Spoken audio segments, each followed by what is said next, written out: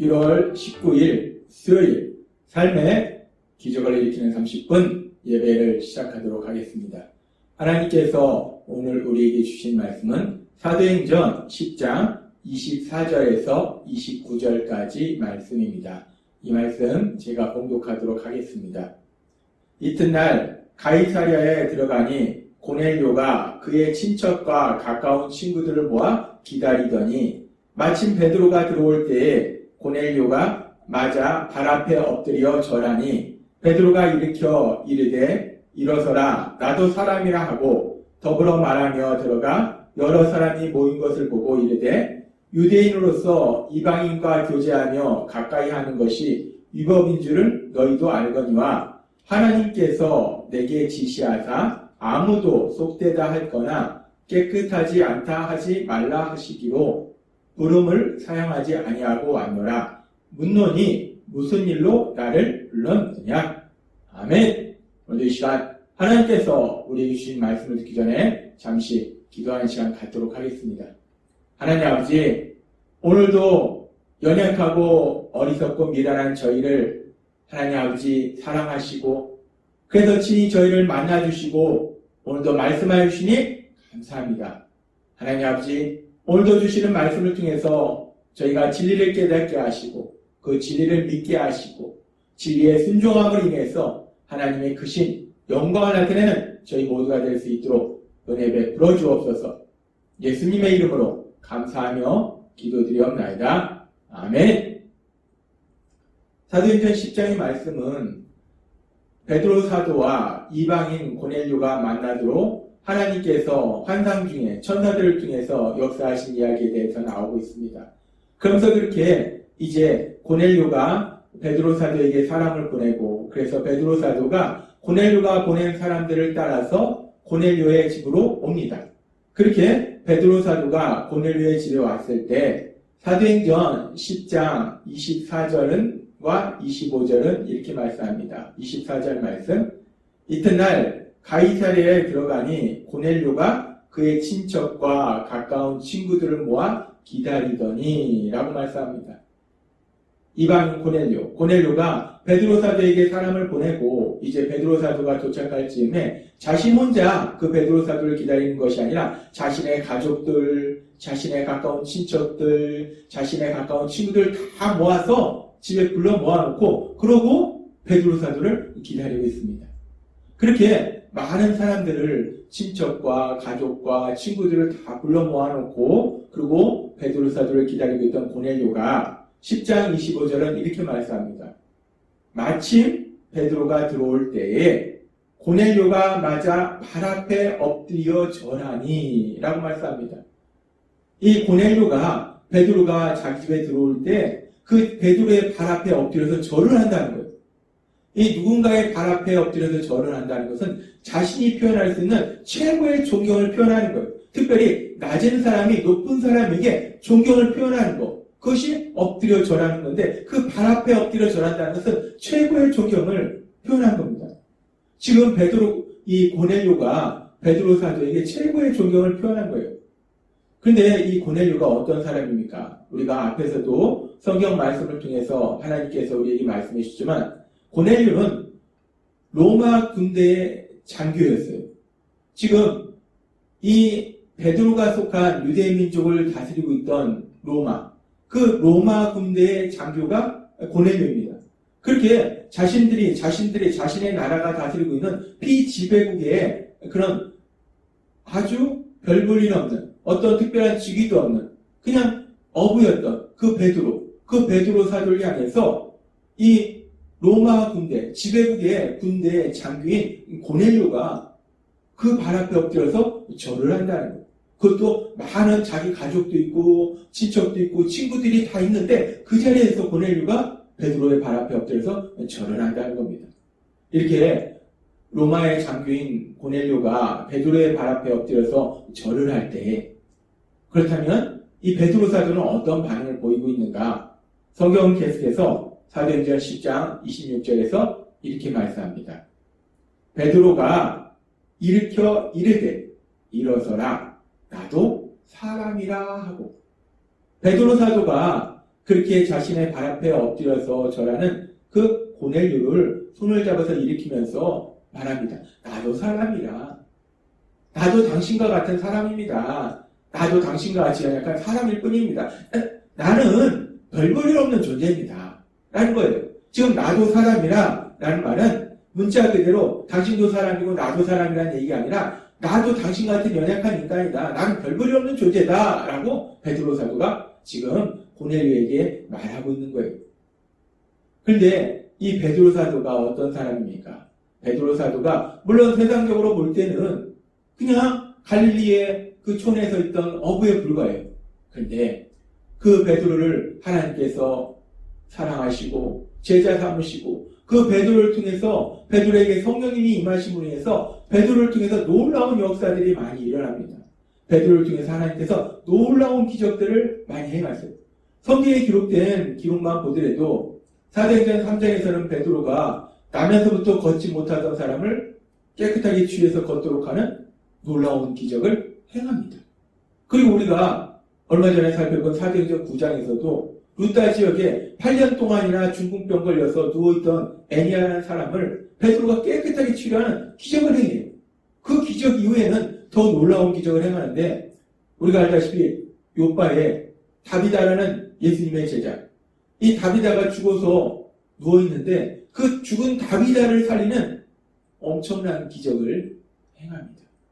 베드로가 세상적으로 볼 때는 아무것도 아닌 것 같지만 지금 베드로를 통해서 성령님이 능력으로 역사하시니까 베드로를 통해서 엄청난 기적들이 이루어진다는 거예요.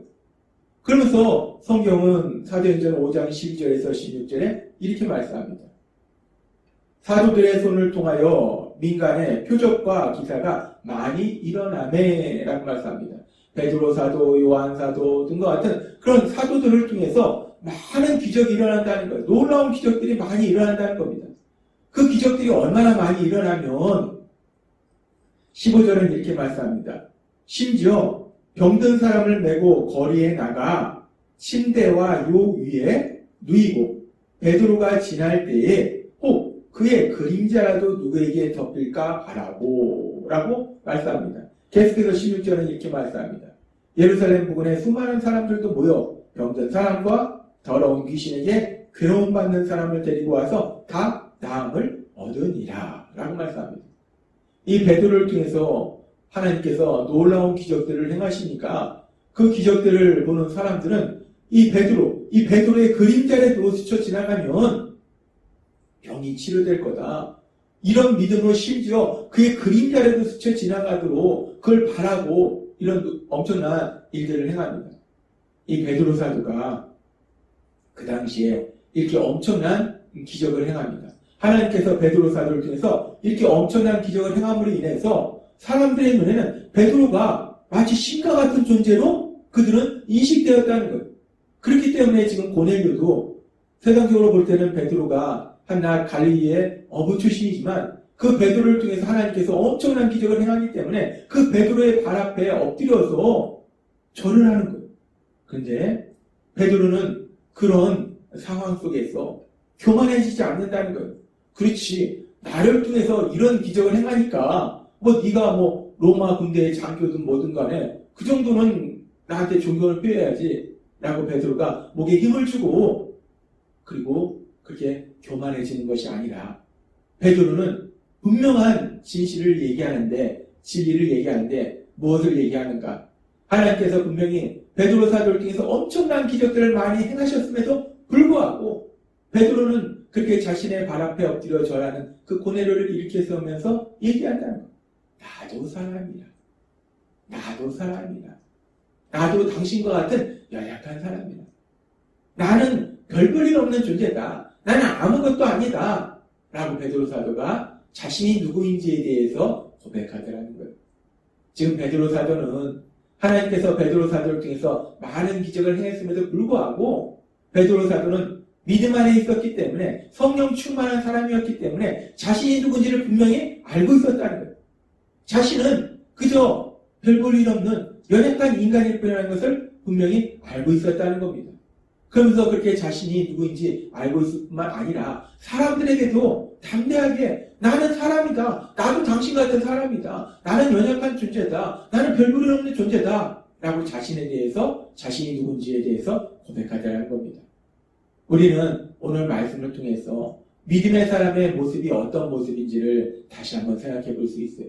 믿음의 사람의 삶 속에 하나님께서 엄청난 기적들을 행하셨을지라도 믿음의 사람이라면 언제나 내가 누구인지를 기억해야 된다는 거예요. 나는 아무것도 아니라는 거, 별볼일 없는 존재라는 거, 그 사실을 기억하는 것이 믿음의 사람이라는 것을 베드로의 모습을 통해서 우리가 다시 한번 볼 수 있습니다. 그러면서 성경에 보면은 이렇게 베드로처럼 하나님께서 많은 기적을 행하도록 하신 또 다른 믿음의 사람이 있어요. 바로 바울입니다. 바울을 통해서 하나님께서 많은 기적들을 행하셨는데 그렇게 많은 기적들을 행한 그 바울, 그 사도 바울은 또 자신에 대해서 뭐라고 얘기하는가? 성경의 말씀에 보면 이 바울 사도가 55년경에 기록한 고린도에 보낸 편지 고린도전서 15장 9절에서 바울 사도는 자신에 대해서 이렇게 고백합니다. 나는 사도 중에 가장 작은 자라 라고 고백합니다. 하나님께서 바울 사도를 부르셔서 이제 바울 사도를 통해서 이방인에게 복음을 전하도록 하는 귀한 사명을 주시고 바울 사도가 그 일을 감당하는 과정 속에서 바울 사도는 고백해요. 나는 사도 중에 가장 작은 자다. 나는 많은 사도들 중에서 가장 별볼일 없는 존재다. 라고 바울 사도는 고백하더라는 겁니다.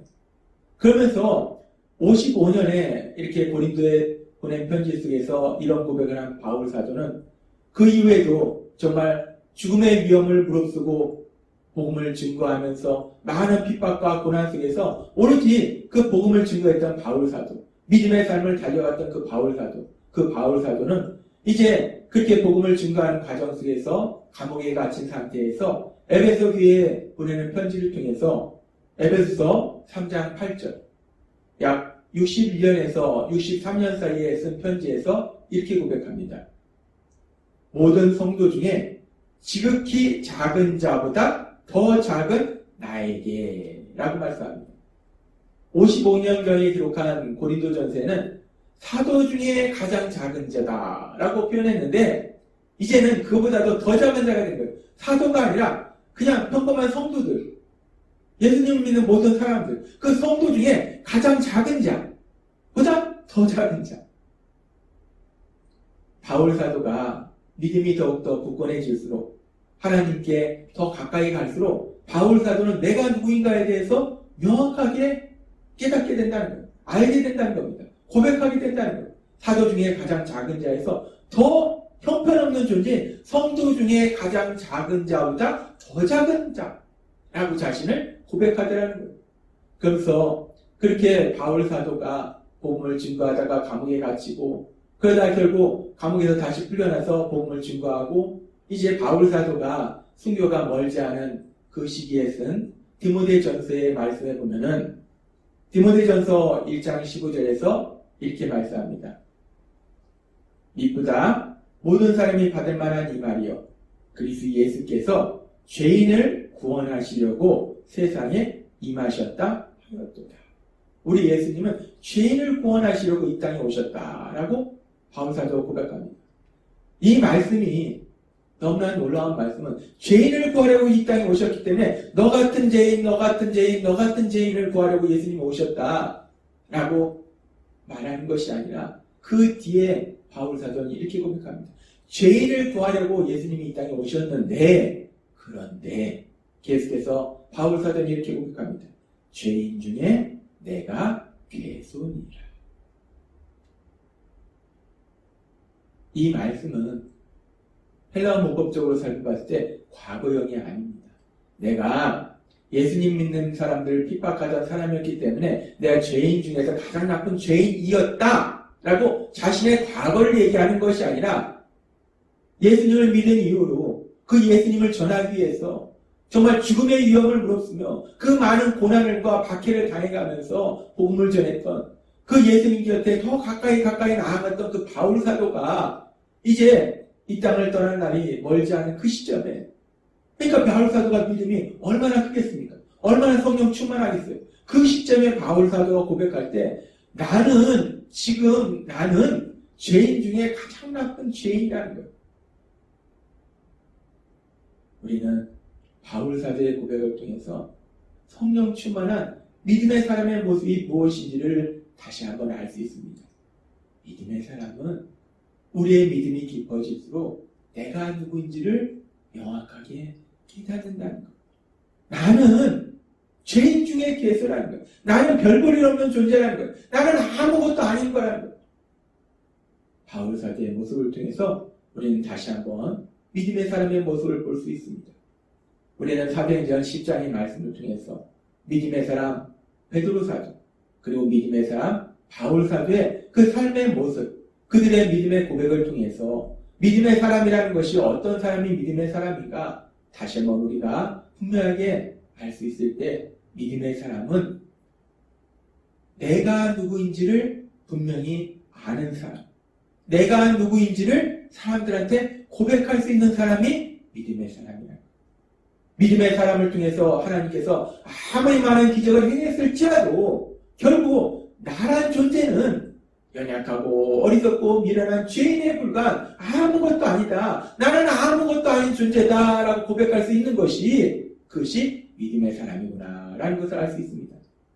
그러면서 믿음의 사람은 나는 아무것도 아닌데 내 삶 속에 그 많은 기적이 일어난 것이 어떻게 그런 기적이 일어났는지를 분명히 고백한다는 거예요.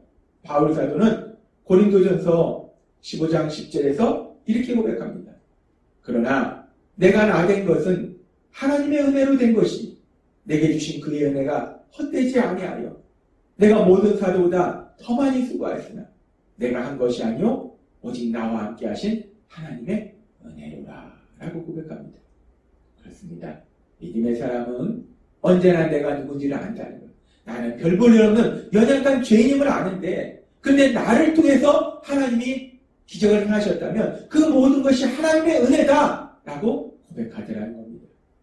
오늘 말씀을 통해서 우리도 성령님이 함께 하시는 믿음의 사람으로서 우리도 베드로 사도처럼 바울 사도처럼 그렇게 우리 삶 속에 하나님께서 우리를 통해서 또는 우리 삶 속에 많은 기적들을 행하셨을지라도 나는 연약하고 어리석고 미련한 죄인일 뿐인데 그런 나에게 하나님이 놀라운 은혜를 베풀어 주셨다고 우리 하나님은 그렇게 은혜 베풀어 주신 하나님이라고 고백할 수 있는 여러분 되시길 주님의 이름으로 축원합니다.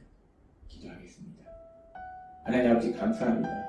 오늘도 주신 말씀처럼 믿음의 사람은 내가 누구인지를 분명히 알고 내가 누구인지를 사람들한테 고백하고 그리고 우리 하나님이 우리에게 은혜 주시는 하나님을 고백할 수 있는 것이 믿음의 사람임을 말씀해 주시니 감사합니다.